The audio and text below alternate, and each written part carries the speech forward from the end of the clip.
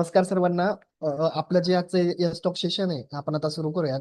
आपल्या ज्या गेस्ट आहेत त्या गेस्ट देखील या सेशन मध्ये जॉईन झालेले आहेत.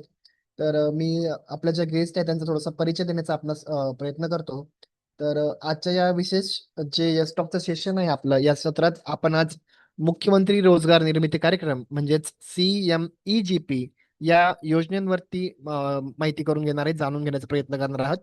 या विषयावरती ज्या तज्ञ आहेत, जे आपलं आज मार्गदर्शन करणार आहेत, त्या श्रीमती वर्षा बोरकर मॅडम, जिल्हा उद्योग केंद्र DIC छत्रपती संभाजीनगर, या आपल्यासाठी जॉईन झाल्या आहात वेळात वेळ काढून. मॅडम मुख्यमंत्री रोजगार निर्मिती कार्यक्रम CMEGP योजनेअंतर्गत जे काही नवोद्योजक आहेत यांच्यासाठी सातत्याने ते मार्गदर्शन करतात. याशिवाय त्यांना शासकीय योजनांचा लाभ मिळवून देण्यासाठी त्यांची महत्त्वपूर्ण भूमिका आहे. याशिवाय CMEGP चे काय काय उद्दिष्ट आहेत, त्याची पात्रता काय आहेत, अर्ज कशा पद्धतीने करायचा आहे, ते कशा पद्धतीने त्यांना अर्थसहाय्य मिळणार आहेत, अनुदानाची प्रोसेस काय असते, यासारख्या विविध गोष्टी ज्या आपल्यासारख्या उद्योजकांना माहिती नसतात, त्यांना लवकर समजत नसतं, त्या सगळ्याच गोष्टी आज वर्षा मॅडम कडनं आपण माहिती करून घेण्याचा प्रयत्न करूयात. आपल्या सर्वांच्या वतीने मी श्रीमती वर्षा बोरकर मॅडम यांचे आजच्या या स्टॉक सेशन मध्ये मनपूर्वक स्वागत करतो व इथलं पुढचं सेशन वर्षा मॅडम आपल्याकडे स्वाधीन करतो. आपल्याकडनं आमच्या उद्योजकांना अधिकाधिक माहिती मिळावी हीच इच्छा. धन्यवाद. धन्यवाद. मी सर्वप्रथम माझं इंट्रोडक्शन करून देते. मी वर्षा बोरकर, उद्योग निरीक्षक आहे, जिल्हा उद्योग केंद्र संभाजीनगर येथे. आज आपला हा जो या स्टॉक मधला जो सेशन आहे, या सेशन मध्ये आपण मुख्यमंत्री रोजगार निर्मिती कार्यक्रम योजना या योजनेविषयी सविस्तर माहिती करून घेणार आहोत. तर मित्र आणि मैत्रिणींनो, आपण सर्वजण या कार्यक्रमाला जॉईन झालात तरी कृपया आपण ही जी योजना आहे, ह्या योजनेविषयी जी सविस्तर माहिती आहे ही आपण सर्वप्रथम व्यवस्थित ऐकून घ्या, त्याची व्यवस्थित माहिती करून घ्या आणि तदनंतर आपणास याविषयी काहीही अडचणी किंवा प्रश्न जर मनामध्ये उद्भवतील तर त्या प्रश्नाविषयी मी आपणास सविस्तर मार्गदर्शन करेल, आपल्या मनातल्या शंका संभ्रम सोडवण्याचा 100% प्रयत्न करेल. तर ही जी योजना आहे, या योजनेचं नाव आहे मुख्यमंत्री रोजगार निर्मिती कार्यक्रम योजना. ही योजना महाराष्ट्रामध्ये 2019 पासून सुरू झाली आहे. ऑगस्ट 2019 मध्ये ही योजना लॉन्च झाली आहे. ही जी योजना आहे ही माननीय मुख्यमंत्र्यांच्या नावाने लॉन्च झालेली आहे. त्यामुळे हा मुख्यमंत्री महोदयांचा सर्वात महत्वाकांक्षी असा कार्यक्रम आहे. हा महत्वाकांक्षी कार्यक्रम असल्याने माननीय मुख्यमंत्र्यांच्या प्रत्येक भाषणामध्ये, प्रत्येक आशयामध्ये, प्रत्येक विकासाच्या कामामध्ये ते या योजनेला सर्वात जास्त महत्व देतात. आणि या योजनेच्या माध्यमातून जास्तीत जास्त उद्योजकांना, जास्तीत जास्त बेरोजगार तरुण तरुणींना रोजगार उपलब्ध करून देण्यासाठी माननीय मुख्यमंत्री महोदयांचा सतत पाठपुरावा असतो आणि या योजनेचं यशस्वी फलित दिसावं असं त्यांना अपेक्षित आहे. तर या योजनेचा शॉर्ट फॉर्म मध्ये आपण याचं नाव घेतो असं CMEGP, chief minister employment generation program. तर आतापर्यंत आपण यापूर्वी PMEGP ही योजना ऐकलेली असेल, प्रधानमंत्री रोजगार निर्मिती कार्यक्रम किंवा पंतप्रधान रोजगार निर्मिती कार्यक्रम. आता या योजनेच्या अनुषंगाने दुसरी योजना सुरू झालेली आहे, ही आहे मुख्यमंत्री रोजगार निर्मिती कार्यक्रम. तर प्रधानमंत्री रोजगार निर्मिती कार्यक्रम ही जी योजना आहे ही केंद्र शासनाची आहे आणि मुख्यमंत्री रोजगार निर्मिती कार्यक्रम ही जी योजना आहे ही राज्य शासनाची आहे, म्हणजे आपली स्टेट गव्हर्नमेंट महाराष्ट्र शासनाची ही योजना आहे. तर महाराष्ट्र शासनाच्या या योजनेमध्ये महाराष्ट्र शासनाचा असा मानस होता किंवा मुख्यमंत्री महोदयांचा असा मानस होता की आपल्या महाराष्ट्रामध्ये बरेचसे तरुण तरुणी शिकून बेरोजगार आहेत. बऱ्याचशा तरुण तरुणींनी भरपूर शिक्षण घेतलेलं आहे, परंतु अद्याप तो त्यांना शिक्षणाचा लाभ खऱ्या अर्थाने जो भेटायला पाहिजे, रोजगार उपलब्ध होण्यासाठी किंवा एखादा त्यांचा रोजगार उभा करण्यासाठी किंवा नोकऱ्यांमध्ये वगैरे, ह्या सगळ्या गोष्टी अपेक्षित असतात. कारण आपण शिक्षण जे घेतोय तर शिक्षणाने माणूस समृद्ध होतो, पण समृद्ध होण्यासोबतच शिक्षणाने आपण आपला अर्निंग सोर्स वाढवण्याचा प्रयत्न करतो, आपला उदरनिर्वाह त्यावर झाला पाहिजे आणि त्यानंतर आपला जो आर्थिक स्रोत वाढल्याच्या नंतर आपलं जीवनमान उंचावलं पाहिजे. या दृष्टिकोनातून आपण जास्तीत जास्त शिक्षण घेऊन उच्च शिक्षित होण्याचा प्रयत्न करत असतो. तर अशा पद्धतीने महाराष्ट्रामधले जे शिक्षण घेऊन सुशिक्षित बेरोजगार तरुण तरुणी आहेत, या सर्व तरुण तरुणींना त्यांच्या शिक्षणाच्या दृष्टिकोनातून किंवा शिक्षणाच्या परीने योग्य असा रोजगार उपलब्ध होण्यासाठी महाराष्ट्र शासनाने ही योजना चालू केलेली आहे. कारण आज आपण म्हणतो की प्रत्येकाला काही ना काही कुठे ना कुठे नोकऱ्या मिळायला पाहिजे, कुठे ना कुठे काम मिळायला पाहिजे. पण खऱ्या अर्थाने प्रत्येकाला नोकऱ्या मिळणे शक्य आहेत का? तर नाही. कारण का नोकऱ्या नाहीत मिळू शकत सगळ्यांना? कारण की रोजगार जे आहेत, रोजगाराच्या संधी ह्या अतिशय अल्प आहेत आणि जे बेरोजगार तरुण तरुणी आहेत त्यांची संख्या ही अत्यंत जास्त आहे. म्हणून या बेरोजगार तरुण तरुणींना जर तुम्ही प्रत्येकाने जर नोकरीचा विचार केला किंवा शासकीय सेवेत जाण्याचा विचार केला तर त्या गोष्टी होणं शक्य नाही. मग ज्या लोकांना नोकऱ्या मिळाल्या त्यांचं तर ठीकच आहे. ज्या लोकांना काही काम मिळालेलं आहे शासनामध्ये किंवा प्रायव्हेट संस्थांमध्ये वगैरे कुठेही, त्यांचं तर ठीकच आहे. पण ज्या लोकांना काहीच काम नाहीये, ज्यांच्या हाताला काम नाहीये, जी व्यक्ती शिकून समृद्ध झालेली आहे परंतु आजच्या या स्पर्धेच्या युगात तिला नोकरी मिळत नाही, अशा व्यक्तीने काय करायचं? कारण आता त्याला तर त्याचं जीवन जगायचंच आहे. जीवन जगण्यासाठी त्याला पैसा कमावणं नितांत गरजेचं आहे. पैसा कमविण्यासाठी त्याला कुठलं ना कुठलं काम करणं गरजेचं आहे. मग काम बरोबर. करण्यासाठी काय करावं? तर काम करण्यासाठी त्यांनी शासनाचा असा मानस आहे की प्रत्येकानेच नोकरीच्या मागे न लागता आपले स्वतःचे रोजगार उपलब्ध करावेत, स्वतःचे रोजगार निर्माण करावेत. आणि स्वतःचे रोजगार निर्माण करण्यासाठी त्या बेरोजगार तरुण तरुणींना सगळ्यात महत्वाचा जो जो स्रोत हवा असतो तो असतो पैशांचा. कारण कुठलाही रोजगार निर्माण करणे किंवा कुठलाही उद्योग उभारणे, कुठल्याही उद्योगाचं काम करणे, यासाठी माणसाला सगळ्यात महत्वाची जी गोष्ट आहे ती सगळ्यात महत्वाचं एक नंबरचं आहे ते फंडिंग. फंडिंग म्हणजे पैसा उभा करणे. मग हे फंडिंग तुम्हाला कशाच्या माध्यमातून झालं पाहिजे? फंडिंग होण्यासाठी आपल्याकडे शासनाच्या वेगवेगळ्या स्तरावर वेगवेगळ्या डिपार्टमेंट मार्फत बऱ्याचशा योजना चालतात.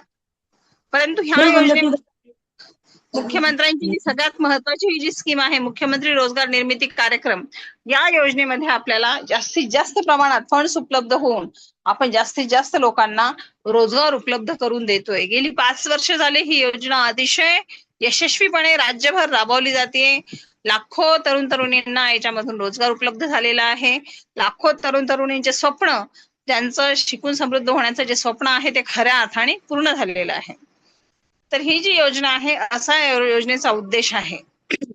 तर आपण या योजनेची सविस्तर माहिती आता घेऊयात. योजनेचा महत्वाचा उद्देश आहे, महत्वाचं जे नाव आहे, नावामध्ये सगळं काही लपलेलं आहे, गणित गुपित त्याचं. Chief minister employment generation program म्हणजे मुख्यमंत्र्यांच्या नावाने सुरू असलेल्या या स्कीम मधून शासनाला असं अपेक्षित आहे की जास्तीत जास्त एम्प्लॉयमेंट जनरेशन झालं पाहिजे. एम्प्लॉयमेंट जनरेशन म्हणजे जास्तीत जास्त लोकांना रोजगार मिळायला पाहिजे. मग जेव्हा आपण एका उद्योजकाला कर्ज देत असतो किंवा एक उद्योजक जेव्हा घडवतो किंवा एक उद्योजक जेव्हा आपला उद्योग उभा करतो, अशा वेळेला त्या उद्योगामध्ये असणारे इतर जे कामगार रोजगार लोक आहेत त्यांचं सुद्धा एम्प्लॉयमेंट त्याच्यामध्ये जनरेशन होत असतं. एका उद्योगामध्ये कमीत कमी 1 लाखाच्या मागे एक एम्प्लॉयमेंट जनरेशन व्हावं असं शासनाला अपेक्षित आहे. जर एखादा कर्ज प्रकरण 10 लाखाचं होत असेल, 20 लाखाचं होत असेल तर त्याप्रमाणे त्याच्यामध्ये 10-20 लोकांना रोजगार उपलब्ध झाला पाहिजे. म्हणजे बेरोजगारी जी कमी आहे, एका कर्जधारकाच्या मागे कमीत कमी 10 ते 20 लोकांची बेरोजगारी ही कमी होऊ शकते आणि 10 ते 20 लोक आपले कामं करू शकतात. तर आता हे जे ऑनलाईन पोर्टल आहे, या योजनेची सुरुवात कशी करायची? तर या योजनेमध्ये काय आहे की अर्ज सगळे जे ऑनलाईन भरायचे आहेत. अर्ज ऑनलाईन भरण्यासाठी हे जे पोर्टल तुम्हाला दाखवत आहेत स्क्रीनवर, हे पोर्टल जे आहे ह्या पोर्टलवर जाऊन आपण आपलं ऑनलाईन ऍप्लिकेशन करायचंय. या योजनेची साईट आहे mahacmegp//.go/http mahacmegp.gov.in. ही महत्वाची गव्हर्नमेंटची साईट आहे. या साईटवर जाऊन तुम्ही अर्ज ऑनलाईन करू शकता. अर्ज ऑनलाईन करण्यासाठी ऍप्लिकेशन लॉग इन येतं. ऍप्लिकेशन लॉग इनवर ऍप्लिकंट लॉग इनवर तुम्ही जाऊन अर्ज हा भरायचा आहे. यावर सविस्तर माहिती असते, ती तुम्ही तुमची स्वतःची वैयक्तिक माहिती भरायची आणि अर्ज सबमिट करायचा. अर्ज सबमिट करण्याच्या आधी त्यामध्ये बरेचसे डॉक्युमेंट्स वगैरे अपलोड करावे लागतात. तर ते डॉक्युमेंट सुद्धा तिथे विचारलेले असतात. महत्वाचे डॉक्युमेंट त्याच्यामध्ये आहे तुमचा जन्मतारखेचा पुरावा, शिक्षणाचा पुरावा, ह्या सगळ्या गोष्टी त्याच्यामध्ये दिलेल्या असतात आणि या सगळ्या गोष्टी त्यामध्ये अपलोड करून आपण ही योजना अर्ज पूर्णपणे भरू शकतो. आणि ज्या वेळेला तुमचा अर्ज सबमिट होतो आणि सबमिट झाल्याच्या नंतर अर्ज सबमिट होऊन तुमचं ऍप्लिकेशन रिसिव्ड कॉपी तुम्हाला जनरेट होती, त्यावेळेला तुमचा अर्ज खऱ्या अर्थाने सबमिट होतो.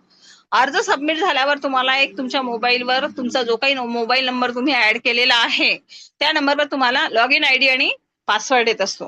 म्हणजे त्या लॉग इन आयडी आणि पासवर्ड वरून तुम्ही तुमचं ऍप्लिकेशनचं स्टेटस सतत ट्रॅक करू शकता.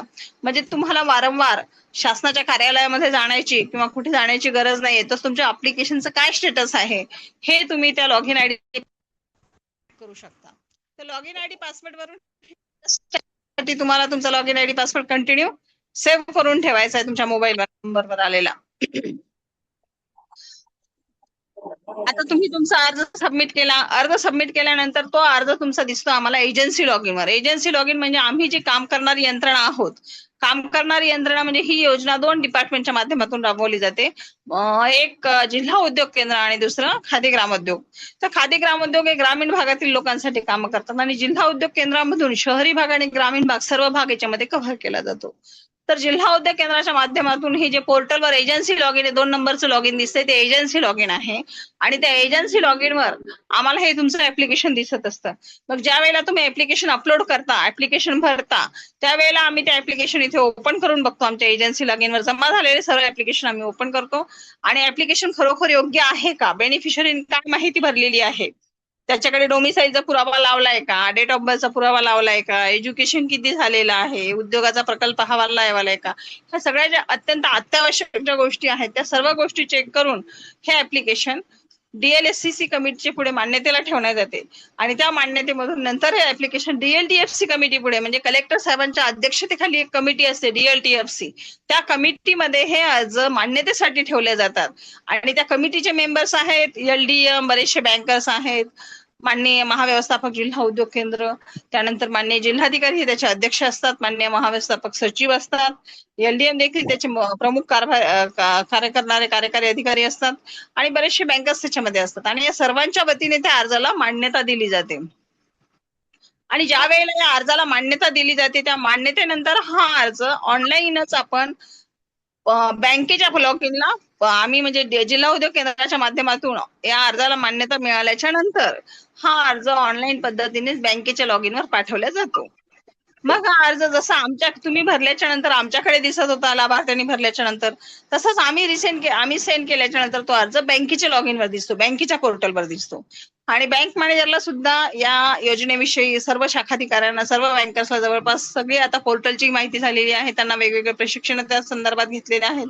ते देखील हे पोर्टल ऑपरेट करतात आणि मग बँक मॅनेजर त्यांच्याकडचं जे पोर्टल आहे ते पोर्टल ओपन करून हा अर्ज तिथे आलाय का त्या दृष्टीने ते लोक बघतात.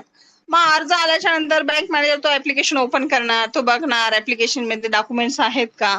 त्यानंतर बँक मॅनेजर सदरील लाभार्थ्यांनी किती अमाऊंटचं कर्ज प्रकरण भरलेलं आहे, त्यांनी कोणता प्रकल्प मागितलेला आहे आणि त्या प्रकल्पासाठी त्याला लागणारा पतपुरवठा किती करायचा आहे, त्यांनी किती पतपुरवठ्याची मागणी केलेली आहे, या गोष्टी त्यामध्ये या गोष्टींचा तो बँक मॅनेजर विचार करत असतात आणि त्या दृष्टिकोनातून खरोखरच आपण केलेलं ऍप्लिकेशन आणि आपण मागितलेला प्रकल्प किंवा आपल्याला जो काही प्रोजेक्ट करायचा आहे त्या प्रोजेक्टसाठी लागणारा पैसा, त्या प्रोजेक्टसाठी किती पतपुरवठा करणं गरजेचे आहे किंवा त्या प्रोजेक्टसाठी किती पैशांची गरज आहे, ह्या सगळ्या गोष्टीची शहानिशा बँकर्स करत असतात आणि बँकर्स ऑफलाईन रित्या लाभार्थ्यांची व्हिजिट करून, भेट घेऊन लाभार्थ्यांना सगळ्या गोष्टी समजावून सांगतो किंवा विचारणा करतो की खरोखर बाबा तुला हा उद्योग करायचा आहे, मग या उद्योगामध्ये काय आहे, इनपुट काय असतात, आउटपुट काय आहे, उद्योग करण्यासाठी रॉ मटेरियल काय लागतं, तुला या उद्योगाविषयी काय ज्ञान आहे किंवा या उद्योगासाठी तू कुठलं प्रशिक्षण घेतलेलं आहे, त्या उद्योग करण्याच्या दृष्टिकोनातून तुझ्याकडे काय काय सोर्सेस आहेत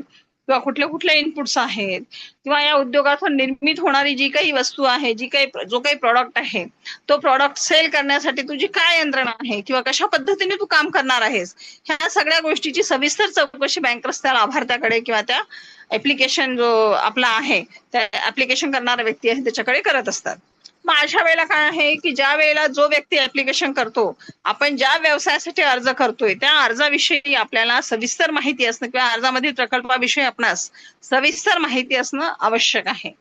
आणि खरोखरच कसं आहे की अर्ज किंवा प्रकल्प असाच मागितला पाहिजे आपण की ज्या प्रकल्पामध्ये करण्यासाठी आपल्याला इंटरेस्ट आहे, आपल्याला तो प्रकल्प करावासा वाटतो. अदरवाईज काय होतं की बरेचसे लोक अर्ज भरायला आमच्याकडे म्हणून येतात, अर्ज भरण्यासाठी विचारणं, चौकशी करायला येतात आणि मग म्हणतात मॅडम कोणतं काय करायचं ते तुम्हीच सांगा, कोणता उद्योग करायचा ते तुम्हीच सांगा. मग बघा खऱ्या अर्थाने हे योग्य आहे का? उद्योग आम्ही सांगणं हे योग्य आहे का? अजिबात नाही. कारण उद्योग कोणाला करायचा आहे? समोरच्याला करायचा आहे, लाभार्थ्याला व्यवसाय करायचा आहे. आणि जो व्यवसाय आम्ही सांगू तो व्यवसाय तुम्ही करू शकाल असं नाही. तर जो व्यवसाय तुम्ही निवडला, ज्या व्यवसायामध्ये तुम्हाला इच्छा आहे, तुम्हाला इंटरेस्ट आहे, ज्या व्यवसायाचे इनपुट्स आउटपुट्स तुम्हाला माहिती आहेत, किंवा ज्या व्यवसायामध्ये तुम्ही पारंगत आहात, तुम्हाला वडिलोपार्जितच्या व्यवसायाचं ज्ञान आहे, किंवा तुम्ही शिकला आहात, किंवा कुठलं प्रशिक्षण घेतलेलं आहे, असाच व्यवसाय तुम्ही निवडणं अपेक्षित आहे. कारण इतर कुणीही सांगितलेला व्यवसाय किंवा इतर कुणीही आपल्याला जर एखादी माहिती दिली किंवा ही गोष्ट करा बाबा, या गोष्टीसाठी बँकेने एवढं कर्ज मंजूर केलं, तर ती प्रत्येक गोष्ट प्रत्येक व्यक्ती करू शकेल का? तर नाही. आपण कोणतंही काम कधी करतो ज्या कामामध्ये आपल्याला इंटरेस्ट असतो. आणि ठीक आहे, एखादं काम आपण बळजबरीने किंवा जबरदस्तीने काही कालावधीसाठीच करू देखील, पण लाईफ लॉंग किंवा कायमस्वरूपी जर एखादा व्यवसाय करायचा आहे, तर तो व्यवसाय करण्यासाठी आपल्याला त्यामध्ये इच्छा असणं, तो व्यवसाय आपल्या आवडीचे असणं गरजेचं आहे, जेणेकरून आपण लाईफ लॉंग तो व्यवसाय करू शकू आणि लाईफ लॉंग आपण त्या योजनेचा फायदा घेऊ शकू. अदरवाईज काही काही लोकांची काय इच्छा असते की बस सबसिडी घेण्यापुरता व्यवसाय सुरू करायचा आणि मग नंतर लगेच बंद करून टाकायचा. तर ते सुद्धा योग्य नाहीये. कारण शासनाचा जो उद्देश आहे तो खऱ्या अर्थाने फलरूप येण्यासाठी, त्याची फलप्राप्ती होण्यासाठी तुम्ही कायमस्वरूपी तो व्यवसाय तुमचा चालू ठेवून तुमचा उदरनिर्वाह त्या व्यवसायावर चांगल्या पद्धतीने चालला पाहिजे. तरच शासनाचं धोरण खऱ्या अर्थाने यशस्वी होऊ शकतं. तर अशी आहे ही मुख्यमंत्री रोजगार निर्मिती योजना आणि त्याचे जी पोर्टलवरची कार्यवाही आहे त्याबद्दल मी तुम्हाला सांगितले. आता योजनेचे निकष काय? तर योजनेमध्ये तुम्ही जास्तीत जास्त प्रकल्प किंमत किती आहे? जास्तीत जास्त प्रकल्प किंमत त्याची 1 कोटीपर्यंत आहे. 1 CR पर्यंत तुम्ही प्रकल्प याच्यामध्ये करू शकता. म्हणजे निर्मिती उद्योग आणि सेवा उद्योग या 2 प्रकारचे महत्वाचे व्यवसाय त्याच्यामधून आपण करू शकतो. ट्रेडिंग ऍक्टिव्हिटी आपण या योजनेमध्ये घेऊ शकत नाही. ट्रेडिंग म्हणजे काय? की आपण माल विकत आणायचा आणि विकायचा, ही जी ट्रेडिंग ऍक्टिव्हिटी आहे ती या योजनेमध्ये करता येत नाही. तर सेवा उद्योग आणि निर्मिती उद्योग, मॅन्युफॅक्चरिंग आणि सर्व्हिस, या 2च ऍक्टिव्हिटी आपण या व्यवसायामध्ये करू शकतो. तर निर्मितीसाठी 50 लाख आपलं 1 कोटीचं लिमिट आहे आणि सेवा उद्योगासाठी 50 लाखाचं लिमिट आहे. पण सेवा उद्योगाला 50 लाख आणि निर्मितीला 1 लाख असं कर्जाची जरी मर्यादा असली तरी जी अनुदानाची मर्यादा आहे ती अनुदानाची मर्यादा सेवा उद्योगासाठी 20 लाखाच्या मर्यादेत आहे आणि निर्मिती व्यवसायासाठी 50 लाखाच्या मर्यादेत आहे. म्हणजे असं आहे की प्रत्येक व्यक्तीला शासनाने स्वतःच्या पायावर उभं राहण्यासाठी हा रोजगार उपलब्ध करून देण्यासाठी योजना तर सुरू केलेली आहेच, पण त्या अनुषंगाने किंवा त्या दृष्टिकोनातून लाभार्थ्याला खरोखर काही ना काही फायदा झाला पाहिजे व त्याला जो काही पैसा आपण उपलब्ध करून देतोय त्याचा व्याजाचा दर कमी झाला पाहिजे, त्याला त्यामध्ये काही फायदा झाला पाहिजे, काही सूट मिळाली पाहिजे, यासाठी शासनाने या योजनेमध्ये कॅटेगरी वाईज अनुदानाचं प्रमाण ठेवलेलं आहे. कॅटेगरी वाईज म्हणजे याच्यामध्ये वेगवेगळे प्रमाण आहेत. SC, ST, OBC आणि इतर मागासवर्गीय मध्ये जे काही लोक आहेत, VJNT वगैरे, अशा लोकांना ग्रामीण भागामध्ये 35% अनुदान आहे. SC, ST, OBC, मायनॉरिटी वगैरे ज्या लोकांना, मायनॉरिटी नाही सॉरी 35% अनुदान आहे आणि ओपन कॅटेगरी वाल्यांना 25% सबसिडी आहे ग्रामीण भागामध्ये. आणि शहरी भागामध्ये कॅटेगरी मधल्या लोकांना 25% अनुदान आहे आणि ओपन वाल्यांना 15% अनुदान आहे. यामध्ये महिला ही एक स्पेशल कॅटेगरी कन्सिडर केलेली आहे. महिला ही जी कॅटेगरी आहे ती महिलांना सुद्धा ग्रामीण भागामध्ये जर त्या महिलेचं नाव आणि व्यवसाय असेल, महिला जर व्यवसाय करत असेल तर त्या महिलेला 35% अनुदान आहे आणि शहरी भागामध्ये 25% अनुदान आहे. म्हणजे कसं आहे की शासनाने जास्तीत जास्त अनुदानाची मर्यादा ठेवून लाभार्थ्याला व्यवसाय जास्तीत जास्त विकसित करण्यासाठी सपोर्ट केलेला आहे, जेणेकरून लाभार्थी खऱ्या अर्थाने आपल्या पायावर स्टँड झाला पाहिजे. तर निर्मिती उद्योग म्हणजे काय? निर्मिती उद्योग म्हणजे कच्च्या मालापासून पक्का माल तयार करणे, याला म्हणायचं निर्मिती व्यवसाय. आणि सेवा म्हणजे काय? तर सेवा म्हणजे एखाद्या मशिनरीच्या माध्यमातून तुम्ही एखाद्या कामाची सेवा पुरवता. यामध्ये कसं मशिनरी असणं अपेक्षित आहे, जसं की प्रिंटिंग प्रेस आहे, झेरॉक्स मशीन आहे, किंवा कुठली एखादी सेवा जिथे पुरवता, जिथे काही ना काही तुम्ही प्रोसेसिंग करून सेवा पुरवता, अशा याला म्हणायचं सेवा उद्योग. आणि निर्मिती उद्योग ह्या 2 व्यवसायासाठी ही योजना राबवली जाते. तर यामध्ये आपले जे काही सगळ्या बँका कन्सिडर केलेल्या आहेत, ज्या आपल्या राष्ट्रीयकृत बँका आहेत त्या सर्व राष्ट्रीयकृत बँका पोर्टलला ऍड केलेल्या आहेत आणि राष्ट्रीयकृत बँकांच्या माध्यमातून लाभार्थ्यांना फायनान्स केला जातो. आता प्रायव्हेटच्याही काही बँका याच्यामध्ये ऍड झालेल्या आहेत, पण सर्वच प्रायव्हेट बँका यामध्ये ऍड नाही आहेत. त्यामुळे अशा बँकांमधून आपण कर्ज प्रकरण करू शकत नाही. हॅलो, आवाज येतोय आपल्या सगळ्यांना? हो येते. हो ओके. मॅम. हा. येते मॅम. तर अशी ही योजना आहे. या योजनेमध्ये तुम्ही जास्तीत जास्त संख्येने लाभ घेऊन या योजनेची फलप्राप्ती व्हावी असा या उद्देशाने ही योजना शासनाने चालू केलेली आहे. तर हे झाले अनुदानाचे क्रायटेरिया. यामध्ये शिक्षणाचे सुद्धा क्रायटेरिया आहेत. पहिले तर यामध्ये सुरुवातीला जेव्हा ही योजना लॉन्च झालेली होती त्यावेळेस वयोमर्यादा ठेवलेली होती, पण आता वयोमर्यादा काढून टाकलेली आहे. म्हणजे 18 वर्षावरील कोणताही व्यक्ती यामध्ये भाग घेऊ शकतो किंवा 18 वर्षावरील युवक युवती कोणीही जरी असतं, कितीही वयापर्यंत या योजनेमध्ये आपलं ऍप्लिकेशन सबमिट करू शकतात. त्यापेक्षा लहान व्यक्ती घेऊ शकत नाही, पण मॅक्झिमम वयोमर्यादा यामध्ये ठेवलेली नाहीये. सुरुवातीला मॅक्झिमम वयोमर्यादा होती ती आता कॅन्सल केलेली आहे. आता तुमचा जो प्रकल्प आहे त्या प्रकल्पामध्ये टोटल प्रोजेक्ट कॉस्टच्या 5% पैसे आणि 10% आणि 5% एवढा सहभाग मार्जिन तुम्हाला स्वतःचा भरावा लागतो. कॅटेगरीमध्ये रिझर्वेशन मध्ये जे लोक आहेत त्यांना 5% सहभाग भरायचा आहे आणि ओपन कॅटेगरीच्या लोकांना 10% सहभाग भरायचा आहे. आता आपण या व्यवसायामध्ये अर्बन आणि रुरल जे आहे म्हणजे ग्रामीण किंवा शहरी कॅन्डिडेट कसा ठरवायचा. जरी प्रॉपर शहरातला जरी व्यक्ती असेल आणि त्याचा उद्योग हा ग्रामीण भागात जर त्यांनी टाकलेला असेल तर त्या प्रकल्पाला आपण ग्रामीण व्यवसाय म्हणून कन्सिडर करतो, ग्रामीण मध्ये असलेला प्रकल्प म्हणून कन्सिडर करतो. आणि व्यवसाय जर ग्रामीण भागात आहे तर त्याला 35% अनुदानाची योजना आहे कॅटेगरीमध्ये किंवा ओपन मध्ये 25% अनुदानाची. म्हणजे अर्बन किंवा रुरल ठरवण्याची जी ही आहे की जर शहरी भागात त्याचं राहणे आहे, त्याचं राहणीमान किंवा स्थायी त्याचं जे प्रमाणपत्र आहे राहण्याचं ते जरी शहरी भागातलं असलं पण व्यवसाय जर त्यांनी ग्रामीण भागात टाकला तर ते उद्योगाला ग्रामीण कन्सिडर केलं जातं. आणि जरी ग्रामीण भागाचा व्यक्ती आहे पण व्यवसाय जर शहरी भागामध्ये टाकत असेल तर त्या व्यवसायाला शहरी म्हणून कन्सिडर केलं जातं. आलं लक्षात सगळ्यांच्या. आता अशी ही जी योजना आहे या योजनेमध्ये महत्वाचं जे आहे आता जे काही करंट तुमचे व्यवसाय आहे जे सध्या मार्केटमध्ये जे अतिशय चांगल्या पद्धतीने चालू शकतात अशा कोणत्याही व्यवसाय ज्यामध्ये टेक्नॉलॉजी आहेत, ज्यामध्ये विविध मार्गातून तुम्ही रोजगार उपलब्ध करू शकता असे सगळे व्यवसाय या योजनेमध्ये आपण घेऊ शकतो. तर मुख्यमंत्री रोजगार निर्मिती कार्यक्रम यामध्ये योजना जो अनुदानाचा भाग आहे, अनुदानाचा भाग हा लगेचच्या लगेच तुम्हाला मिळत नाही. अनुदानासाठी आपल्याला विशेष काही प्रक्रिया करावी लागते. आता तुमचं प्रकरण बँकेच्या पोर्टल पर्यंत गेलंय हे इथपर्यंत तुम्हाला सगळं सांगितलेलं आहे. बँकेच्या पोर्टल पर्यंत कसं जातं, तदनंतर बँकेशी तुम्ही संवाद साधून बँकेच्या सगळ्या डॉक्युमेंटेशनचे कम्प्लिशन करून त्यांना लागणारे A to Z तुमच्या प्रकल्पाविषयीचे कागदपत्र ते सगळे तुम्ही सादर करून तुमचं प्रकरण बँकेतून मंजूर करून घेणं अपेक्षित आहे. प्रत्येक बँकेला आपण शासनाचं उद्दिष्ट दिलेलं असतं. म्हणजे ज्या बँका आपल्या पोर्टलला ऍड आहेत अशा बँकांना आपण शासनाचं उद्दिष्ट दिलेलं आहे. त्या उद्दिष्टाच्या अनुषंगाने बँकर्सला सुद्धा त्यांचं उद्दिष्ट पूर्ण करायचं असतं म्हणून ते सुद्धा चांगल्या प्रकल्पांना मंजुरी देत असतात. आणि तुमचं प्रकरण मंजूर झाल्याच्या नंतर गव्हर्नमेंटच्या माध्यमातून म्हणजे आमच्या माध्यमातून शासनाच्या माध्यमातून तुम्हाला ईडीपी ट्रेनिंग दिलं जातं. ईडीपी ट्रेनिंग म्हणजे एंटरप्रिनर्स डेव्हलपमेंट प्रोग्राम. तर ह्या प्रोग्राम मध्ये तुम्हाला उद्योजकता विकासाचं प्रशिक्षण दिलं जातं.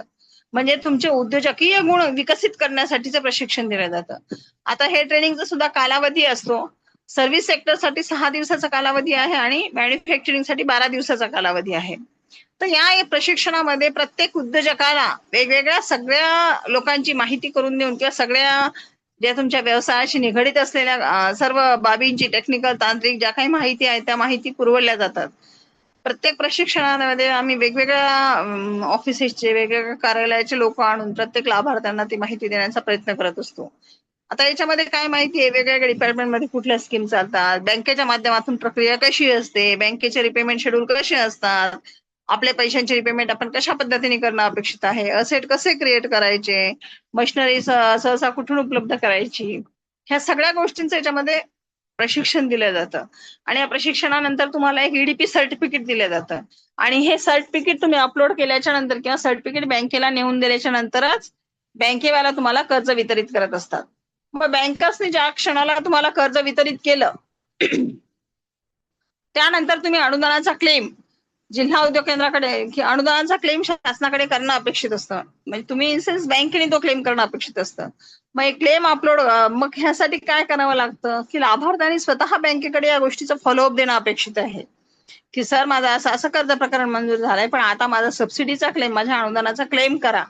अनुदानाचा क्लेम हा बँकेकडून केल्याच्या नंतर तो अनुदानाचा क्लेम आम्हाला आमच्या गव्हर्नमेंट लॉग इनवर म्हणजे ऑफिस लॉग इनवर DIC लॉग इनवर तो क्लेम दिसत असतो. मग या क्लेम सोबत जे प्रशिक्षण तुम्ही यापूर्वी घेतलेलं आहे त्या प्रशिक्षणाचं डॉक्युमेंट म्हणजे प्रशिक्षणाचं सर्टिफिकेट, तुमचं डिस्बर्समेंटचं स्टेटमेंट, तुमचं पोर्टलवरचं सँक्शन लेटर आणि फिजिकल सँक्शन लेटर, ह्या 4-5 ज्या महत्वाच्या गोष्टी आहेत त्या अपलोड कराव्या लागतात. मग हे बँकर्स तिथे अपलोड करतात, त्यासाठी आपण बँकेच्या मागे लागणं गरजेचं आहे. आता यामध्ये आपण का मागे लागायचंय, आपला क्लेम का लवकर करायचा, असं तुम्हाला वाटत असेल की बँकेला जेव्हा वाटलं तेव्हा बँक करतील, पण तसं नाही. आपला क्लेम हा अनुदानाचा जास्तीत जास्त लवकर झाला पाहिजे या दृष्टीने तुम्ही प्रयत्न करणं अपेक्षित आहे. ते कशासाठी, कारण की ज्या क्षणाला तुम्ही प्रशिक्षण घेताय, प्रशिक्षण घेतल्यानंतर सर्टिफिकेट येतं, सर्टिफिकेट आल्यानंतर तुम्ही जेव्हा तुमचा डिस्बर्समेंट झाल्याच्या नंतर सबसिडीचा क्लेम करायला लावता, ज्या दिवशी तुमची सबसिडी शासनाच्या खात्यामधून तुमच्या बँकेच्या पार्किंग अकाउंटला जमा होईल त्या दिवशीपासून तेवढ्या अमाऊंटचं तुमचं व्याज कमी होत असतं. म्हणजे खऱ्या अर्थाने तुम्हाला त्या दिवसापासून योजनेचा बेनिफिट मिळायला सुरुवात होते. म्हणजे कसं तुमच्या लक्षात आलंय का?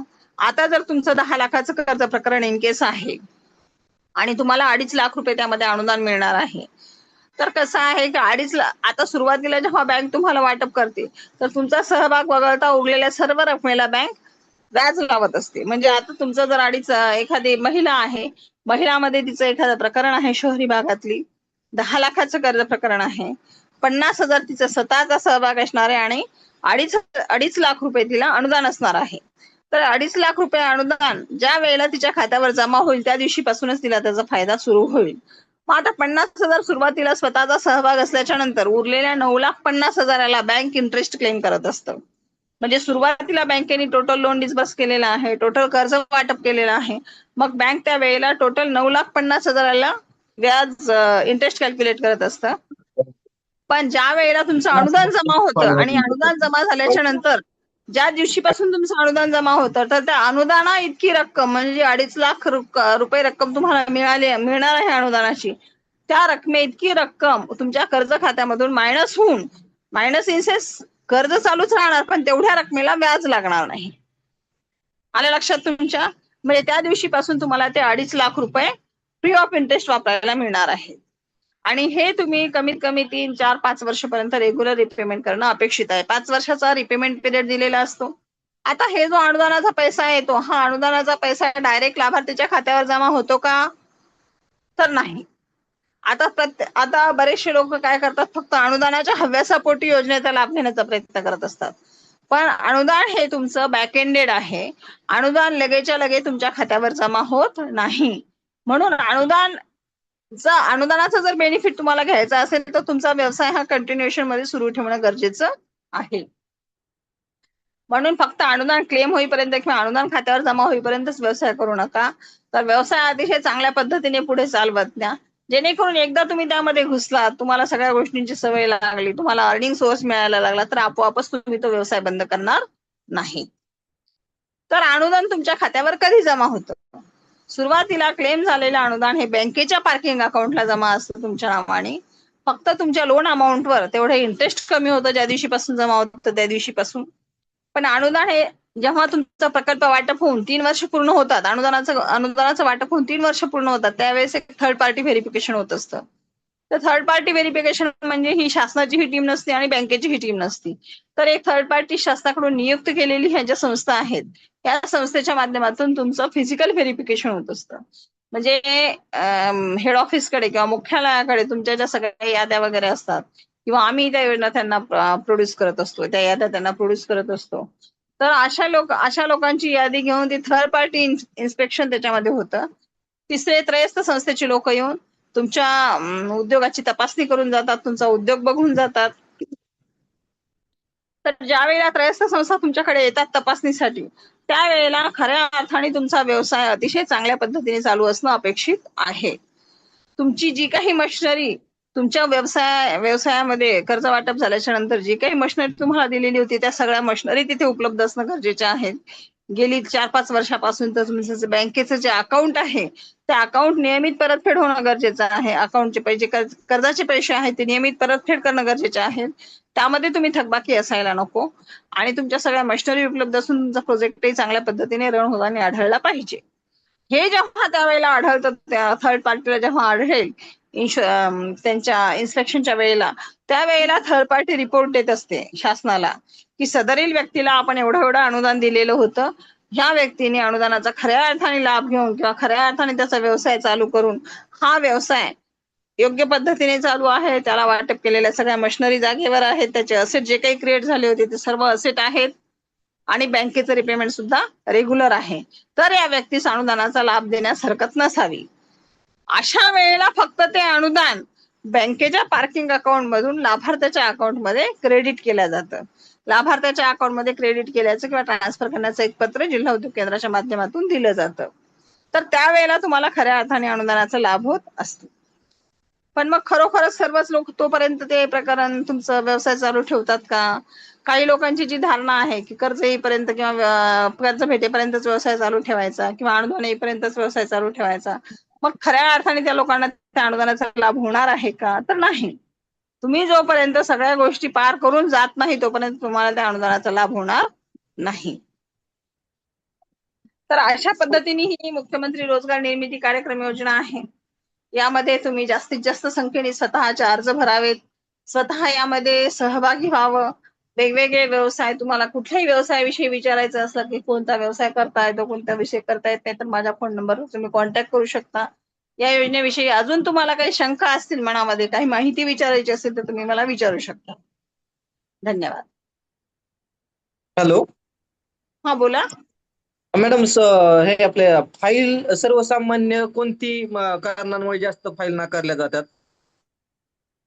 फाईल नाकारण्याचं सर्वात महत्वाचं जे कारण आहे की लाभार्थी जेव्हा ऍप्लिकेशन ऑनलाईन करत असतो, तर लाभार्थ्याने एखाद्या कुठल्याही प्रकल्पाला लिहिलेली प्रकल्प किंमत, आता साधं एखादं 1-2 लाखामध्ये चालू होणारा व्यवसाय असतो, त्याला लाभार्थी 10 लाखासाठी मागतात किंवा 20 लाखासाठी मागतात. हॅलो, आवाज येतोय का? हा, येतोय. प्रकल्प किमतीचा जो विषय आहे की आता प्रकल्प किंमत कसा आहे, याच्यामध्ये तुम्ही स्टार्टिंग बेनिफिशरी आहात, तुम्ही स्टार्टिंग उद्योजक आहात, म्हणजे तुमचं स्टार्टअप आहे, तर सुरुवातीलाच तुम्ही अगदी खूप मोठ्या स्तरावर किंवा ह्यूज प्रमाणामध्ये व्यवसाय सुरू करणं अपेक्षित नाहीये. तुम्ही अगदी छोट्या प्रमाणावर तुमचा व्यवसाय सुरू करणं अपेक्षित आहे, जेणेकरून छोट्याकडून तुम्ही मोठ्याकडे जाणं अपेक्षित असतं. अशा वेळेला जो व्यवसाय आपण एखादं एक उदाहरणादाखल धरूयात, एक झेरॉक्स मशीनच आहे, तर झेरॉक्स मशीन किंवा नेट कॅफे सोबत लावून तुम्ही फार झालं तर 2-3 लाखापर्यंत तुमचा व्यवसाय सुरू करू शकता. फार मॅक्झिमम झालं तर 5 लाख खूप झाले याच्यासाठी.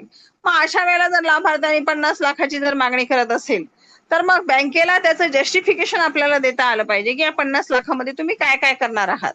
आणि जस्टिफिकेशन देताना खरोखरच आपण व्यवसायासाठी लावणारे इनपुट्स आणि आउटपुट्स आपल्याकडे कशा पद्धतीने माहिती आहे तुम्हाला, किंवा काय करताय तुम्ही, तुमचा उद्योग कसा रन होणार आहे, उद्योगामध्ये प्रॉफिट कसे होणार आहेत, या सगळ्या गोष्टीला आपण म्हणजे जे बँकर्सच्या सगळ्या प्रश्नांना आपण 100% उत्तर देऊ शकलो पाहिजे. आता काही लोकांचा असा हट्टा असा असतो की नाही, आम्हाला जास्तीत जास्त जेवढं मिळतं तेवढं द्या, तर हे योग्य नाहीये. तुमच्या व्यवसायाच्या दृष्टीने तुम्ही कमीत कमी कर्ज घेऊन व्यवसाय सुरू करणं अपेक्षित आहे, जेणेकरून रिपेमेंटलाही तुम्हाला सोपं गेलं पाहिजे आणि तुम्ही एनपीओ होण्यापासून वाचले पाहिजेत. आणि बँकेच्या अकाउंटमध्ये थकबाकी न जाता बँकेचे सुद्धा पैसा व्यवस्थित हे रिपेमेंट झाला पाहिजे. तर जो महत्वाचा भाग आहे की प्रकल्प किंमत जास्तीत जास्त मागतात, या गोष्टीमुळे सुद्धा रिजेक्ट होतात. आणि बऱ्याचशा वेळेस सिबिल रिपोर्ट, बऱ्याचशा लोकांचे ऑलरेडी सिबिल खराब आहेत किंवा त्यांच्या कुटुंबातल्या जवळचं कोणीतरी कर्ज घेऊन थकबाकी झालेलं असतं, अशा लोकांना सुद्धा आपल्याला बँकर कर्ज प्रकरण नाकारतात. आणि सगळ्यात महत्वाचा जो आहे प्रकल्प, तुम्ही तुमच्या ऍप्लिकेशन मध्ये कोणती ऍक्टिव्हिटी लिहिलेली आहे, त्या ऍक्टिव्हिटी विषयी तुम्हाला काही नॉलेजच नसतं.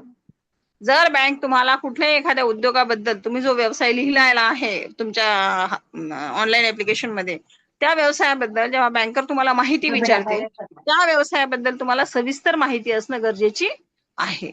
आणि जर तुम्ही माहिती देऊ शकले नाही, बँकेच्या प्रश्नाला उत्तर देऊ शकले नाही, तर बँक 100% ते प्रकरण नाकारणार. हॅलो. हा बोला. बोला मॅडम, मी माझं अगरबत्तीचा बिझनेस आहे, माझ्याकडे मशीन आहे आणि मी प्रोडक्शन करते. तर त्याच्यासाठी आम्हाला लोनचं प्रोसिजर आहे का? हो मॅडम, करू शकता. आता अगरबत्तीला जो काही तुम्हाला मिनिमम प्रोजेक्ट कॉस्ट लागतो, ज्यामध्ये ते तुमची छोटी मशिनरी घेऊन तुम्ही जिथे व्यवसाय सुरू करू शकता, तेवढं प्रकल्प किंमत तुम्ही याच्यामध्ये दाखल करून ऍप्लिकेशन करू शकता, काही अडचण नाही. पण मॅडम आता सध्या तरी आम्हाला जागेचा पण प्रश्न आहेच, कारण एकच मशीन आहे आणि आम्हाला तो प्रकल्प वाढवायचा आहे. तर त्या संदर्भात शासनाकडनं काय मार्गदर्शन आहे का, किंवा तसे आम्हाला काही याच्यामध्ये कोर्सेस? माझं एक थोडं सांगायचं सुटून गेलंय की आता आपला जो काही सीएमजीपीची जी काही प्रकल्प किंमत आहे, जो काही प्रोजेक्ट आहे, त्या प्रकल्प किमतीच्या कमीत कमी 60 ते 70% मशिनरी असणं अपेक्षित आहे. आता तुम्ही जो जागेचा प्रश्न आता काढलाय की तुम्हाला असं अपेक्षित आहे की आपल्याला व्यवसायाला लागणारी जागा देखील या योजनेमधून मिळते का, तर जागा यामधून घेऊ शकत नाही तुम्ही. यामध्ये तुम्हाला जागा स्वतःचीच उपलब्ध करावी लागते किंवा रेंटवर घ्यावी लागते. यामध्ये जो काही प्रोजेक्ट तुम्ही करणार आहात त्या प्रोजेक्टमध्ये 60 ते 70% मशिनरी कॉस्टिंग म्हणजे असेट क्रिएट होणं गरजेचे आहे. आणि 60% जर मशिनरी घेत असाल तर 20% तुमचं फर्निचर, व्यवसायासाठी लागणारं फर्निचर, आणि 20% हे तुमचे खेळते भांडवलासाठी, अशा पद्धतीचं याचं प्रपोर्शन आहे. तर या प्रपोर्शन मध्येच आपण कर्ज डिस्बर्समेंट होत असतं आणि त्या पद्धतीनेच तो पैसा वापरला गेला पाहिजे. तर जागेसाठी म्हणून यामध्ये आपण पैसा घेऊ शकत नाही मॅडम. तुम्ही मशिनरी घेऊ शकता आणि जागा तुम्हाला रेंटवर वगैरेच हायर करावी लागेल सुरुवातीला. हॅलो. मॅडम, हा बोला. माझा तेल घाण्याचा व्यवसाय आहे आणि हा. वाहतुकीसाठी मला काही वाहन वगैरे घेण्यासाठी आहे का? नाही, वाहन म्हणजे वाहनासाठी नाहीये याच्यामध्ये. वाहन जे आपण देतोय ते वाहन फक्त फूड ट्रक म्हणून देतोय. म्हणजे ज्या वाहनांवर आपण व्यवसाय करतो, कोणते अन्न प्रक्रियेचे किंवा अन्न विकायचे, फक्त फूड ऑन व्हेकल आहे. म्हणजे जसं की आता आपण बघतो बऱ्याचशा अशा गाड्या असतात सरबतांच्या, आईस्क्रीमच्या वगैरे लागलेल्या, किंवा काही गाड्यावाली इथं स्टॉल लावतात, त्यांचं पाणीपुरी हे ते त्यांचं तिथे विकणार आणि निघून जाणार. काही गाड्यांमध्ये फळं विक्री होतात, काही गाड्यांमध्ये भाजी विक्री होतात. अशाच गाड्या फक्त त्यामध्ये इन्क्लूड आहेत. कुठल्या आता इतर मालाची ने-आण करण्यासाठीच्या गाड्या यामध्ये अलाउड नाहीयेत मॅडम. हॅलो हा बोला. मॅडम, दिलीप पाळे बोलतोय नंदुरबारवरून. ओके. ज्यांनी पीएमएफी योजनेतून लाभ घेतलाय ते लोक ह्या योजनेत लाभ घेऊ शकतात किंवा नाही, हा विषय. खऱ्या अर्थाने नियमाने घेऊ शकत नाही, कारण शासनाचा जेव्हा आपण एका योजनेमधून अनुदानाचा लाभ घेत असतो तर हो. त्याच उद्योगासाठी किंवा त्या व्यवसायासाठी किंवा त्याच व्यक्तीच्या आधार कार्डवर आपण दुसरा लाभ घेणं अपेक्षित नाहीये. शासनाचा लाभ एकदाच घेणं अपेक्षित आहे. कारण की माझं आता सध्या मी मिलिटवर काम करतोय, सातपुडा भगर म्हणून माझा बिझनेस चालू आहे सध्या, आणि ओके. पुढे तो वाढवायचा आहे मला. आणि मला परत बेकरी उद्योगात, तर ते बेकरी उद्योगात पडण्यासाठी परत मला मशिनरीची आवश्यकता आहे. मग त्यासाठी ह्या योजनेत आपण करू शकतो का, हा विषय होता. नाही, आता व्यवसाय म्हणजे तुम्हाला आता तुमच्या त्याच व्यवसायाचं जर एक्सपान्शन करायचंय तर पीएमईजीपी मध्ये जर तुम्ही लाभ घेतलेला असेल तर पीएमईजीपी मध्ये सुद्धा व्यवसाय एक्सपान्शन करण्यासाठी 1 CR पर्यंतचा आता बजेट दिलेला आहे. म्हणजे ओके. सुरुवातीला तुम्ही जर समजा जे काही घेतलेलं आहे कर्ज, तोच हो. व्यवसाय पुढे करण्यासाठी, वाढीव करण्यासाठी तुम्हाला पीएमईजीपी मध्येच ऍप्लिकेशन करतायत. म्हणजे ते सीएमएफी याच्यात नाही होऊ शकत का ते? नाही, याच्यामध्ये नाही करायचं. आता पीएमईजीपी मध्येच पुढे करायचं तुम्ही सेकंड ऍप्लिकेशन. त्याच्यामध्ये सेकंड डोस अलाउड केलेला आहे शासनाने. केलंय का अलाउड? पण हा, त्याला येस. एक मर्यादा किती दे, समजा आता मला स्टार्ट करून आता 1 वर्ष झालेलं आहे, ओके. आणि नाही, तर स्टार्ट म्हणजे करून 1 वर्ष जर झालं तर कमीत कमी 3 वर्ष तुम्ही तुमचा सुरुवातीचा व्यवसाय रन करायचा. 3 वर्षाच्या नंतर अकाउंटला तुमच्या सबसिडी ज्या वेळेला क्रेडिट होईल त्यानंतर, आणि बँकेचं तुमचं 100% रिपेमेंट झाल्याच्या नंतर तुम्ही सेकंड डोस साठी अप्लाय करू शकता. तर म्हणजे सेकंड डोजला अप्लाय करताना तुमचं बँकेचं 100% रिपेमेंट झालेलं असणं अपेक्षित आहे, आणि बँकेने तुम्हाला प्री सँक्शन देणं अपेक्षित आहे की सदरील लाभार्थी हा बेस्ट आहे किंवा हा चांगल्या पद्धतीने रिपेमेंट करतो, याचा व्यवसाय चांगला चालू आहे, अशा व्यक्तीला आम्ही पुनश्च कर्ज देऊ इच्छितो, असं त्यांचं एक प्री सँक्शन लेटर आपण घेतो आणि त्यानंतरच तो प्रस्ताव अपलोड करत असतो. म्हणजे जेणेकरून म्हणजे कसं पुढच्या उद्योग व्यवसायासाठी चांगलं असतं बा ते आमच्यासाठी म्हणून हा, बिलकुल करू शकाल, काहीच अडचण नाही. पण कसं आहे की सुरुवातीचा तुमचा उद्योग अगदी 1 वर्षातच पुन्हा वाढवण्यापेक्षा तो काही दिवस तुम्ही रन करा, त्यामधून काय प्रॉफिटेबल आहे तुमचं ते सगळं बघा आणि त्यानंतर तो एक्सपांड करा. हो मॅडम. ओके. हॅलो. हा बोला हॅलो. मॅडम. बोला मॅडम. हा मॅडम, मी बिडकीन मधून कल्पना जाधव बोलतीये. ओके. हा, माझं मॅडम आयुर्वेदिक चहा मसाला वगैरे म्हणजे मॅन्युफॅक्चरिंग आहे माझं. तर त्याच्यासाठी मॅडम मी हँडिकॅप आहे, पण हँडिकॅप लोकांना वगैरे मिळतं का मग याच्या थ्रू लोन? येस, बिलकुल मिळू शकतं मॅडम. तुम्ही एकतर हँडिकॅपही आहात आणि महिलाही आहात, तर कॅटेगरीमध्ये तुम्ही येता, म्हणजे रिझर्वेशनच्या कॅटेगरीमध्ये, तर तुम्हाला याच्यामध्ये तुम्ही व्यवसाय करू शकता. आता जे चहा प्रॉडक्ट तुमचा तयार करायचा किंवा चहा मशिनरी म्हणजे चहाचा जो मसाला वगैरे बनवताय त्यासाठी मशिनरी वगैरे कुठली लागणार आहे तुम्हाला, किंवा पॅकेजिंगची मशिनरी आहे का, अजून काय ते मिक्सिंग साठी वगैरे काय ब्लेंडिंग साठी वगैरे वेगवेगळ्या मशिनरीज आहेत का, ते किती हा, हा. प्रमाणावर तुम्ही तयार करता आणि बँकेला तुम्ही कसं जस्टिफाय करू शकता त्या पद्धतीने तुम्ही प्रोजेक्ट दाखल करा. अच्छा अच्छा. Okay madam, thank you. ओके. अजून कुणाला काही विचारायचं असेल तर विचारू शकता तुम्ही. हॅलो, नमस्कार मॅम, मी कोल्हापूरहून बोलते. बोला मॅडम. हा, मला एक प्रश्न विचारायचा होता. प्रोजेक्ट हा. रिपोर्ट तयार करताना कोणत्या महत्त्वाच्या बाबीची काळजी घेतली जाईल? प्रोजेक्ट रिपोर्ट सबमिट करताना महत्वाचं तर आहे तुमची जी प्रोजेक्ट कॉस्ट आहे ती प्रोजेक्ट कॉस्टची तुमच्या प्रकल्पानुसार मिनिमम असणं अपेक्षित आहे. तुमचा प्रकल्प जस्टिफाय झाला पाहिजे, जेणेकरून तुमचा प्रकल्प खरोखर कमीत कमी पैशात तुम्ही कसा रन करू शकता, बँकेला तुम्ही सबमिट करू शकले पाहिजे, सांगू शकले पाहिजे, त्यांना समजावून सांगू शकले पाहिजे. त्यांचा तुमच्या बोलण्यावर, तुमच्या वागण्यावर विश्वास बसला पाहिजे की खरोखर या व्यक्तीला इतकेच पैशाच्या याच्यामध्ये हा करू शकतो, तर हा प्रकल्प द्यायला आपण तयार आहोत. आता प्रोजेक्ट रिपोर्ट मध्ये कसं आहे की तुमचं 5 वर्षाचे इनपुट्स आणि आउटपुट्स दिलेले असतात.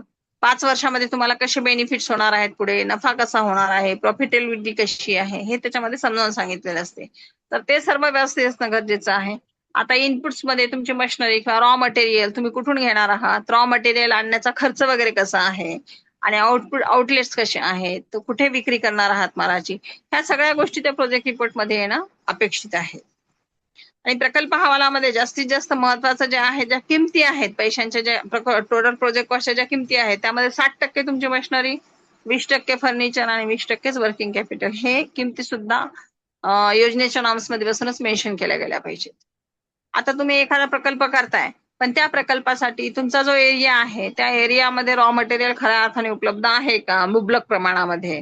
अदरवाईज जर तुम्ही आता कोल्हापूरला राहता आणि म्हणताल मी जर आज एखादं कुठलं काजू प्रक्रिया करते, तर काजूचं रॉ मटेरियल तुमच्याकडे आहे का, किंवा मग रॉ मटेरियल तुम्हाला जर तिकडनं आता गोव्यावरून वगैरे मागवायचं, तर मग त्याच्यासाठी जो ट्रॅव्हलिंगचा जो खर्च आहे तर तो खर्च अफोर्डेबल आहे का, मग तो खर्च अफोर्डेबल करून जे तुम्ही विक्री करणार आहात मालाची, उत्पादित झालेल्या मालाची, तर त्या विक्रीसाठी त्या मालाच्या किमती कशा पद्धतीने ठरवणार, मग त्या किमती खरोखर मार्केटच्या लिंकेज आहेत का, किंवा मार्केटच्या याच्याप्रमाणे आहेत का, किंवा मार्केटपेक्षा जास्त उच्च किमती जर तुम्ही लावल्या तर मग तुमचा काजू खपेल का, ह्या सगळ्या गोष्टीचा विचार आपला प्रोजेक्ट रिपोर्ट मध्ये झाला पाहिजे आणि प्रोजेक्ट रिपोर्ट मध्ये दिसला पाहिजे. म्हणून रॉ मटेरियल अशा पद्धतीचं असणं अपेक्षित आहे की तुमच्या स्थानिक लेव्हलला ते मिळणं अपेक्षित आहे, जेणेकरून उद्योग जास्त प्रमाणामध्ये यशस्वी होऊ शकतो. थँक्यू अजून मॅम. Okay, thank you.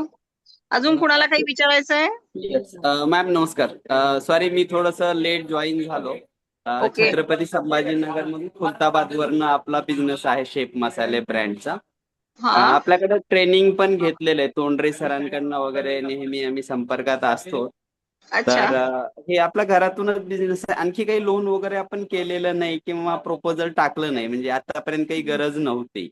तर बरं. मग आपण जेव्हा लोन घेतो तर तेव्हा नवीन स्टार्टअप साठी जे लोन मिळत आहे, पण माझा बिझनेस स्टार्टअप होऊन साधारण एक 5 वर्ष झालेलं आहे. तर त्याच्यासाठी तुम्ही काय सजेस्ट कराल, आता आपल्याला लोन जर नाही, घ्यायचं तुम्ही असेल तर? आतापर्यंत लोन कुठलं घेतलेलं नाहीये, पण आता जर तुम्हाला व्यवसाय वाढवायचा आहे, कुठल्या मशिनरी वाढवायच्या, तर तुमचं एकदम छोटेखानी घरगुती व्यवसाय आहे असं तुमचं म्हणणं आहे. पण आता जर तुम्ही मसाल्याचं जे पॅकेजिंग आहे, ब्रँड नेम वगैरे आहे, त्याच्यावरचे जे काय म्हणतात मसाल्यावरची जी पेंटिंग असते पॅकेजिंग वरची, ह्या सगळ्या गोष्टींसाठी लागणारी जी मशिनरी आहे, कारण पॅकेजिंगला खूप जास्त महत्व आहे बघा. कुठलाही व्यवसाय करताना किंवा कुठलाही प्रॉडक्ट जेव्हा आपण विकत घेतो तेव्हा ते विकत घेताना आपण काय बघत असतो की त्याचं पॅकेजिंग कसं आहे. पॅकेजिंग ज्यावेळेला आकर्षक असतं, ते आकर्षक पॅकेजिंग ग्राहकाला त्या मालाकडे आकर्षित करत असतं, जेणेकरून तुमच्या मालाचा खप वाढतो. मग आता तुम्हाला ह्या मशिनरी जर वेगवेगळ्या पद्धतीच्या घ्यायच्या असतील, तुमचा मसाला जर तसाही प्रोडक्ट म्हणजे टेस्ट चांगली असणार आहे, मसाला तसाही विकला जात असेल, पण जर तुम्ही चांगल्या पद्धतीने पॅकेजिंग करून त्याला जर विकलात तर तो चांगल्या पद्धतीने म्हणजे अजून जास्त त्याचा खप वाढेल.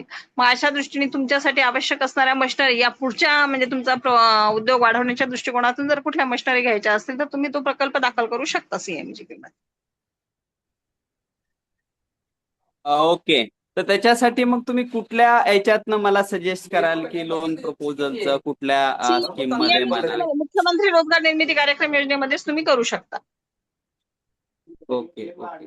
आणि त्यासाठी काय आणखी सहाय्य असेल तर तुमच्याशी संपर्क साधायचा किंवा काय अडचणी वगैरे आल्या तर हा किंवा चालेल चालेल, तुम्ही मार्गदर्शन. कधीही माझ्या नंबरवर संपर्क साधा, काहीच अडचण नाही.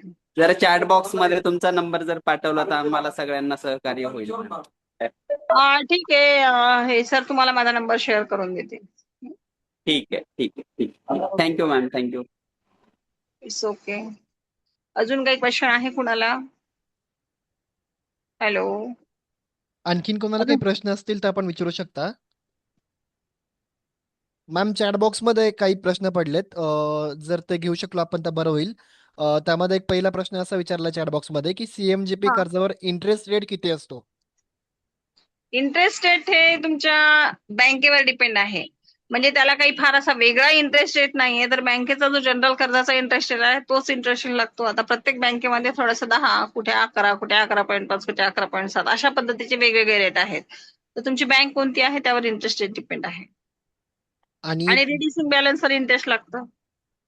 अजून एक प्रश्न असा पडलाय की सीएमजीपी कर्ज घेतल्यानंतर गव्हर्नमेंट आपल्याला मार्केटिंग जे काही सपोर्ट असेल त्याबाबत काही सपोर्ट करू शकते का किंवा करते का? नाही, आता मार्केटिंग सपोर्ट म्हणजे एक्झॅक्ट तुम्हाला काय अपेक्षित आहे? मार्केटिंग सपोर्ट मध्ये कसं आहे की स्पेसिफिक तुमच्यासाठी काही कुठले गाळे वगैरे किंवा कुठे तुमचा माल कंपल्सरी खरेदी केले जाईल अशी कुठली गव्हर्नमेंट कडनं प्रोव्हिजन नाहीये. त्यामुळे तेच तर तुम्हाला सगळ्यात महत्वाचं तुमच्या मी इनपुट आणि आउटपुट जे म्हणते व्यवसायाचे, तर ते हेच आहे की तुमचं मार्केटिंग तुम्हाला आधी करणं गरजेचं आहे. मार्केटिंग शिकणं गरजेचं आहे किंवा तुमचा माल खरोखर त्या लिंकेज तुम्हाला करून ठेवणं गरजेचे आहे, जेणेकरून तुम्ही जे काही प्रोडक्शन कराल ते प्रोडक्शन लगेच लगे खपल्या गेलं पाहिजे. अदरवाईज तुम्ही प्रोडक्शन करून जर डंप करून ठेवणार असणार किंवा नुसते गोडाऊन भरून राहणार तुमचे, तर मग तुमचा पैसा फक्त त्याच्यामध्ये गुंतून पडेल, आउटपुट काहीच निघणार नाही. म्हणून पहिले मार्केटिंग आपला येणार, आपण जो माल तयार करतो त्या मालासाठी आपल्याला कुठे कुठे मार्केट उपलब्ध आहे तसे त्या लोकांकडे लिंकेज तयार करणं, तुमचे स्वतःचे कन्सेंट तयार करणं हे गरजेचं आहे. मार्केटिंगसाठी वगैरे शासनाकडून अशी वेगळी काही मदत ह्या स्कीम मध्ये होत नाही. धन्यवाद मॅम. आणखीन हॅलो. कोणाला धन्यवाद मॅम, धन्यवाद मॅम. आणखीन कुणाला या संदर्भात काही प्रश्न असतील तर विचारू शकता. हॅलो मॅडम, हा बोला मॅडम. बोलते लातूर जिल्ह्यामधून. ज्यांचं मुद्रा लोन चालू आहे त्यांना सीएमजीपी भेटू शकते का मॅडम? त्यांचा अर्ज संपलेला आहे. हा, मुद्रा लोन आता तुम्ही एक्झॅक्ट कशासाठी घेतलेलं होतं? तर मुद्रा आहे डायरेक्ट बँकेकडनं फायनान्स होतं, त्यामध्ये अनुदानाचा काही कुठला शासनाचा बेनिफिट होत नाही. आणि जर आता तुम्हाला वेगळ्या व्यवसायासाठी किंवा तो व्यवसाय वाढवण्यासाठी जर मुख्यमंत्री रोजगार निर्मिती कार्यक्रम योजनेमध्ये जर भाग घ्यायचा असेल तर तुम्ही घेऊ शकता, याची काही अडचण नाही, घेऊ शकता त्याचा.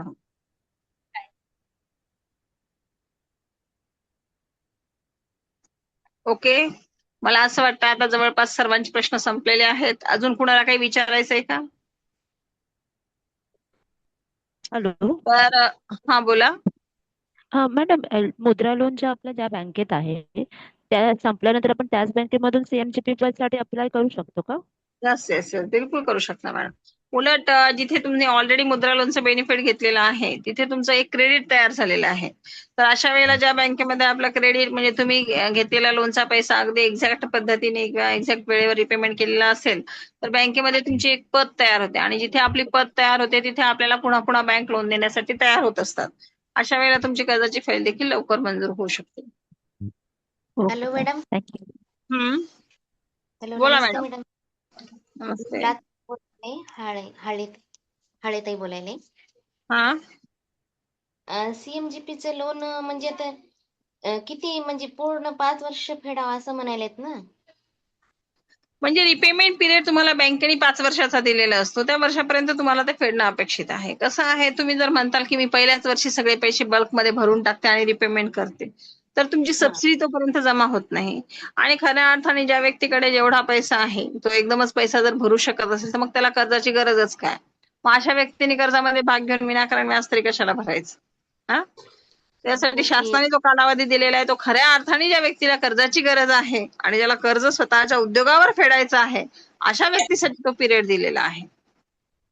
मग एखादी 2-2.5 वर्षाच्या नंतर त्यांनी लोन देऊ शकते का? तर ते पण नाही परत दुसरे वाढवून 2-2.5 वर्षाच्या नंतर काय? परत वाढ देतील का काही लोन आपल्याला असं नाही म्हणायचं? नाही नाही 2-2.5 वर्षाच्या नंतर नाही. तुमची पहिली सबसिडी जमा होऊन पहिलं लोन टोटली रिपेमेंट झाल्याच्या नंतरच तुमच्या पुनश्च कर्जाचा विचार केला जाईल. आता सबसिडी जमा झाले, थोडं जमा राहिले हप्ते. झालीये. हो झाले मॅडम. पण मग आता पुन्हा त्याच योजनेत थोडं कर्ज भेटणार आहे तुम्हाला. सीएमईजीपी मध्ये एकदाच कर्ज घेता येतं मॅडम, दोनदा नाही घेता येत. मग सीएमबीचं झाल्यावर आपण मुद्रा लोन अप्लाय करू शकतो का त्याच्यात? हा, मुद्रा करू शकता तुम्ही. बरं बरं. खरंच धन्यवाद मॅम, कारण की खूप सारे प्रश्न आज आम्हाला महिलांना जे काही प्रश्न होते, या उद्योजकांना जे काही प्रश्न होते, ते प्रश्नाचं आज उत्तर मिळालंय. फक्त मुख्यमंत्री जे काही योजना आपली सीएमईजीपी आहे, ही एकदम बारकाईने अगदी छोट्या गोष्टीपासून एकदम मोठ्या गोष्टीपर्यंत वेगवेगळे टॉपिक्स जे आपले आजचे होते ते तुम्ही कव्हर केलेत, आपण कव्हर केलेत. आणि जे काही प्रश्न आमच्या उद्योजकांच्या मनात होते, की कारण की सगळ्यांना लोन घ्यायचंय, लोनची गरज सगळ्यांना असतेच, पण ते कसं घ्यायचं, त्याला काय क्रायटेरिया असणार आहे, त्याला कोणत्या कोणत्या गोष्टींची काळजी घ्यायची आहे, या सगळ्याच गोष्टी आज आपण समजून सांगितल्यात.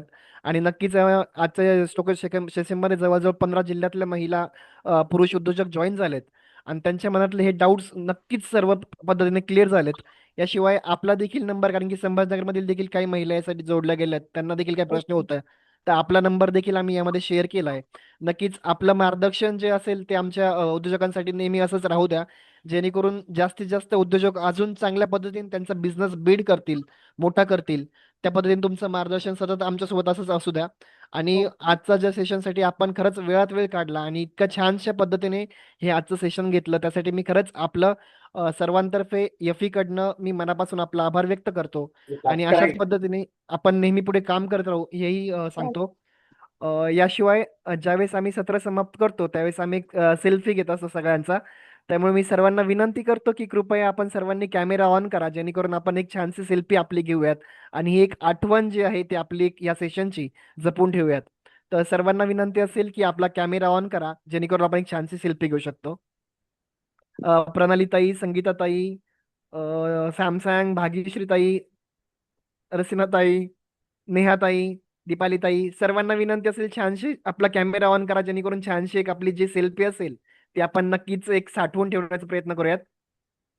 वर्षाताई, एकच सेकंद फक्त मी स्क्रीनशॉट घेतोय. ओके.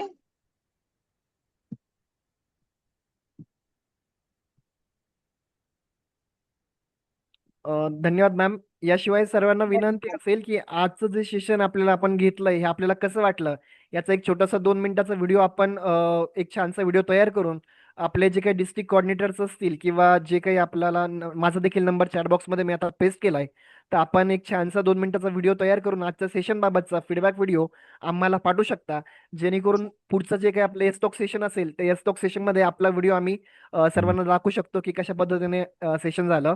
आणि नेक्स्ट सेशनला देखील सर्वांनी नक्कीच सहभागी व्हायचंय. पुढचं सेशन देखील असंच इंटरेस्टिंग सेशन असणार आहे. त्यामुळे नेक्स्ट सॅटर्डेला देखील सर्वांनी या सेशनला आपला सहभाग दाखवायचा आहे आणि सर्वांनी सेशनमध्ये सहभागी व्हायचंय. पुन्हा एकदा सर्वांचं मी आपल्या सर्वांचं मनापासून आभार व्यक्त करतो. आणि माझ्यातर्फे तुमच्या सर्वांचे धन्यवाद. तुम्ही अतिशय शांतपणे मला ऐकून घेतलात. आता तुम्हाला बऱ्यापैकी माझ्या सर्व गोष्टी समजलेल्याच असतील आणि इतर तुम्हाला काही जरी असेल अडचण तर तुमच्या व्हिडिओमध्ये तुम्ही शेअर करा. काय अडचणी आहेत, काय समजत नाही काही गोष्टी, तर त्या मी पुन्हा तुम्हाला सांगण्याचा प्रयत्न करेन. धन्यवाद. धन्यवाद मॅम, धन्यवाद.